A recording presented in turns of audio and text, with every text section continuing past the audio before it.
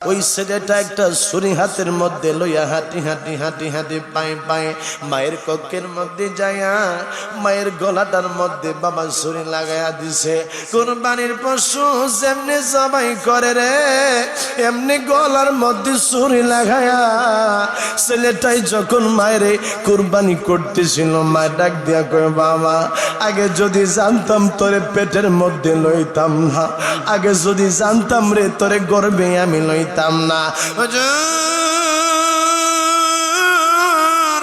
আমি মার গলার মধ্যে ছুরি লাগাইয়া আমি মার কলিজাটা এইভাবে ফাইরা আমি মার কলিজাটা বাহির কইরা দিয়া আমি সেই সময় চলে যাচ্ছিলাম প্রেমিকার বাড়ির দিকে।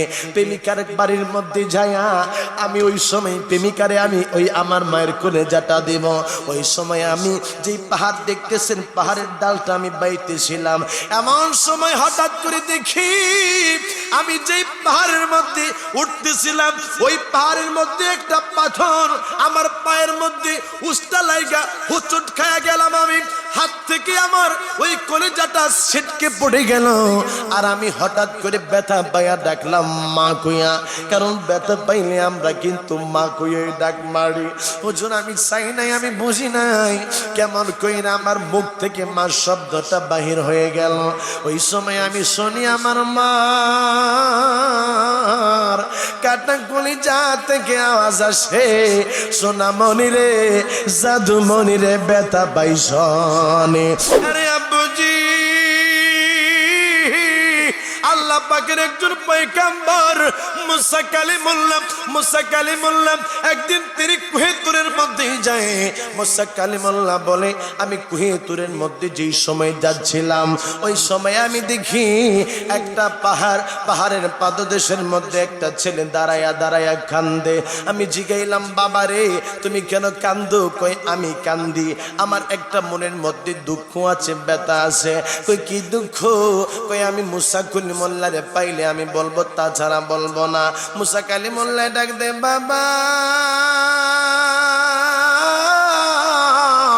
আমি মুসা কালিমুল্লাহ তুমি আমার কাছে বলতে পারো। এবার ওই যুবকটা ডাক দিয়া কই, হুজুর একটা কথা বলার জন্য গো আমি দাঁড়ায় রইছি। কই বাবা তুমি কি কথা বলার জন্য দাঁড়ায় রইছো?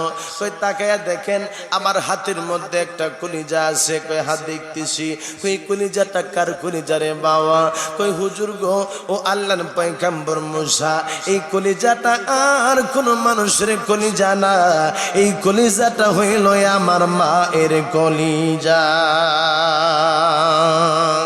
মায়ের কান্দন যাব জীবন 2-4 মাস বইনের কান্দন রে। কথা কন বাবা ঠিক কিনা? কথা কন না, কথা কন না ঠিক কিনা? একজন মানুষ এমন নাই যে মাকে ভালোবাসে না, এমন একজন এখানে নাই যে মায়ের গর্ভ থেকে আসে নাই। সকলে জবান খুলে আমার সাথে সাথে বলেন, মায়ের কান্দন যাব জীবন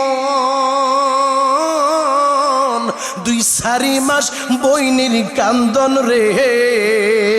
গড়ে পরিবারের কান্দন কয়েকই দিন পর থাকে না।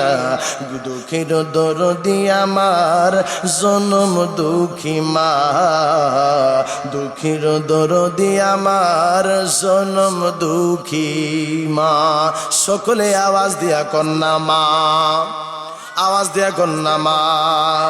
10 মাস 10 দিন মায়ে